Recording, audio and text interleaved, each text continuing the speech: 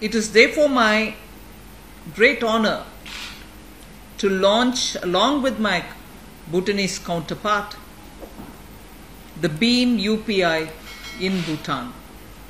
There couldn't have been a better place to launch it because every Indian tourist who goes to Bhutan goes with such warm feeling to the land of happiness. After all, isn't Bhutan the first country to ever be measuring its citizens' happiness and setting an example for the entire world? So Indians fondly visit Bhutan to share that little joy and happiness which is all-pervading factor in Bhutan. BHIM UPI is one of the achievements of India in terms of fintech, that in which India has invested a lot.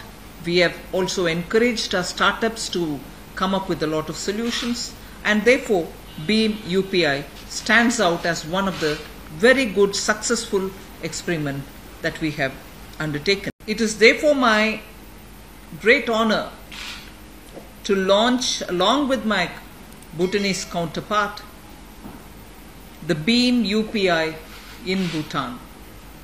There couldn't have been a better place to launch it because every Indian tourist who goes to Bhutan goes with such warm feeling to the land of happiness.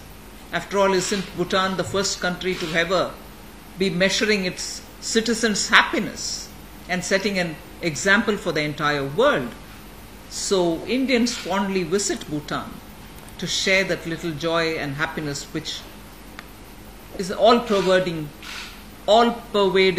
factor in Bhutan. BHIM UPI is one of the achievements of India in terms of fintech, that in which India has invested a lot. We have also encouraged our startups to come up with a lot of solutions, and therefore BHIM UPI stands out as one of the very good successful experiments that we have undertaken. It is therefore my great honor to launch, along with my Bhutanese counterpart, the BHIM UPI in Bhutan.